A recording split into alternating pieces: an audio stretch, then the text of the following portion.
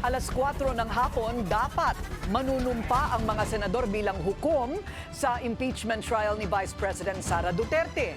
Pero oras din ang ginugol ng isang privilege speech na nagpapabasura sa reklamo laban sa pangalawang Pangulo at mga debate tungkol dito. Yan ang agenda report ni Hannah T. Nag-uulat din siya ng live mula sa Senado. So, Hannah, ano pa ba ang ibang ganap diyan sa Senado na nasaksihan mo? Corina, it's gonna be a long night for us here at the Senate dahil meron tayong breaking news, no? Nag-rule na si Senate President Cheese Escudero na i-convene na ang impeachment court. Yan ay matapos ang pagkarami-raming eksena sa plenaryo kanina at taliwas ito doon sa nauna niyang pahayag kaninang hapon sa media dahil sinabi niya kanina na bukas magko-convene ang impeachment court. Kahit ano mangyari, magko-convene sa pananaw ko ang impeachment court. Yun ang batohan namin kahapon, yun ang pinagkasundoan namin at dapat mangyari yan bago kami mag-adjourn. Sigurado si Senate President Cheese Escudero na tuloy ang pag-convene ng impeachment court bukas. Yan ay sa kabila ng resolusyong inihain ni Senator Robin Padilla na i-declare as terminated na ang impeachment proceedings laban kay Vice President Sara Duterte. Sabi sa resolusyon, klaro raw na hindi na kayang upuan ng 19th Congress ang mga reklamo ngayong Hunyo. Pero ayon kay SP Cheese, dadaan pa sa plenaryo ang reso. Sinabi ko na, di ba, walang caucus. Hindi ako papayag na mag-caucus at anumang pagpapasahan dapat pagdebatihan at pagbotohan sa plenaryo sa ngalan ng transparency kaugnay sa bagay na ito. Anyone can rise up and say, wag na tayo mag-trial, mag-convict na tayo. Ito kailangan naming pagdebatihan at pagbotohan yun. Nasa Senate Committee on Rules na ngayon ang Articles of Impeachment. Wala raw nakikitang technicality si SP Cheese para magamit ito at pigilan ang pag-convene nila bukas bilang impeachment court. Nirefer din kasi sa Committee on Rules ang mga impeachment complaint sa nagdaang paglilitis ni na dating Chief Justice Renato Corona at dating Pangulong Joseph Estrada.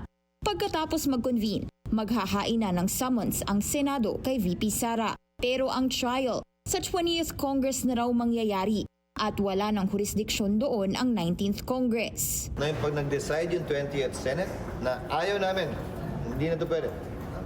Pagbobotohan din yun ng 20th Senate. Paano pag nagsabi din yung House, ayaw na namin? Anong gagawin namin? Pipilitin namin yung House? Hindi naman ganun yun. Corina, bago humantong sa pag-convene bilang impeachment court, nagkaroon ng isang napakahabang privilege speech si Senator Bato de la Rosa na eventually ay naging motion dahil nag-motion siya to dismiss the impeachment complaint against Vice President Sara Duterte na sa kalaunay naging dahilan para magkaroon ng tensyon sa plenaryo kanina. Katunayan, bago nag-privilege speech si Senator Bato, sinabi ni Senate Minority Leader Coco Pimentel na dapat munang mag-oath ang mga senador bilang judges dahil yun yung naunang motion kahapon na na-discuss din sa plenaryo. Pero hindi yun nasunod, no, dahil eventually pinagbigyan nila si Senator Bato na makapag-deliver ng kanyang privilege speech at eventually ay nag-motion siya na i-dismiss na ang impeachment complaint. Pero doon na nagkaroon ng mas matindi pang tensyon dahil tinangka ni Senator Bongo mag-deliver ng isa pang message pagkatapos ni Senator Bato, pero eventually ay sinabi ni Senator Risa Hontiveros na sana isuspend muna yung pag-raise ng mga motion, to which Senator Amy Marcos said na point of order ito dahil nagpatong-patong yung mga hinaing motion kanina sa plenaryo at nagkaroon pa ng exchange of words between Senator Amy and Senator Risa dahil sinabi ni Senator Risa, I have the floor, Mr. President, pero paulit-ulit na sinambit ni Senator Amy na ito ay point of order dahil nga meron pang pending motion si Senator Bato na i-dismiss ang impeachment complaint. At pagkatapos nung tensyon sa pagitan ni Senator Amy at Senator Risa, nagkaroon na ng diskusyon sa kung paano ba dapat gawin para masabing kailan ba pwedeng i-dismiss yung impeachment complaint. Dapat ba pagkatapos ng pag-convene bilang impeachment court o dapat ba ngayon bago mag-convene? At doon na nag-decide at nag-rule si Senate President Cheese Escudero na since wala pang jurisdiction ang Senado sa impeachment, hindi pa kasi nagko-convene ang impeachment court, kailangan mag-convene muna bago makapag-decide doon sa motion ni Senator Bato de la Rosa na kailangang i-dismiss ang impeachment complaint. Corina. Hana, gaano kahaba yung sinabi mong pagkahaba-haba na talumpati o speech nitong si Senador de la Rosa? From what we know, Corina, it's more than, definitely more than 5 pages of a privileged speech dahil previously kasi nag-heads up na siya na he's gonna take the floor, magkakaroon ng privileged speech, mamaya nag-heads up na siya, pero hindi niya dinisclose kung ano yung laman nun, no?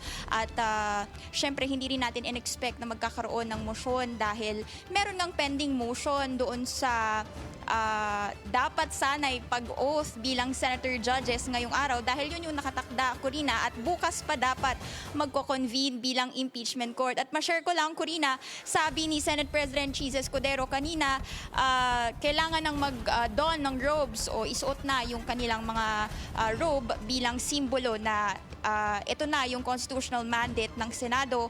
At pabirong sabi niya sa mga senador, kailangang forthwith. And actually, ang sinet niyang oras ay 6:15. And from what we know, nag-convene na nga ang impeachment court dito sa Senado. Corina. Nakasuot na nga ng bata itong si Senador Escudero, si SP Senate President Cheese Escudero. Ang ibig bang sabihin niyan, lahat sila sa mga oras na ito ay nakasuot na ng kanilang mga robe bilang mga senator judges? Yes, Corina, this is actually the symbol na opisyal ng impeachment court ang Senado at kasunod niya no yung paghahain ng summons kay Vice President Sara Duterte at we're not sure yet if ngayong gabi rin yun or kung bukas dahil ngayon ay ang huli nating nasilayan sa loob ng plenaryo ay nagsusukat or nagsusuot na sila ng robes dahil actually bago pa man nag-attempt ng magsalita si Senator Bato tungkol dito no dahil nagulat din siguro most senators were shocked na kailangan pala munang i-rule na mag-convene muna bilang impeachment court. Corina. So right now, we're seeing on our screens that they have donned their robes as senator judges. Nanunumpa na sila, Hana, no? Nakikita natin live. Anong ibig mo sabihin na it's going to be a very long night? So tuloy-tuloy ito? Hanggang anong oras ito? Corina, wala pang naset na oras kung kailan magsususpend itong impeachment court. Pero from what we know, ang proseso kasi niyan, Corina, once na makapag-don ng robes, mag-take ng oath ang senator judges at ipipresenta yung mga reklamo sa plenaryo, yan yung 7 articles of impeachment na trinransmit ng House of Representatives noong February 5 dito sa Senado. Ang kasunod niyan ay magkakaroon ng paghahain ng summons kay Vice President Sara Duterte. Meron siyang 10 days para makapag-respond. And sa ngayon, wala pa ring opisyal na calendar para sa impeachment. Pero ang inaasahan natin ngayong gabi, syempre ay makapaghain ng summons dahil yan din yung unang sinabi ni Senate President Cheese Escudero sa atin na yon ang kayang gawin ng 19th Congress bago sila mag-adjourn. Corina. Ayun, so last question, sorry Hana. So we can expect that by tomorrow, posible na dadalo si Vice President Sara Duterte? Corina, I'm quoting Senate President Cheese Escudero here, no? He says anything is possible, but the very first step that is needed to happen is, of course, makapaghain muna ng summons kay VP Sara. That doesn't mean she has to physically appear before the plenary or the impeachment court. Pero once na merong maihain na summons o pagpapatawag sa bise, meron pa siyang 10 days para makapag-respond. Corina. Ayan, okay. Maraming salamat, Hana T. Nagulat ng live mula sa Senado.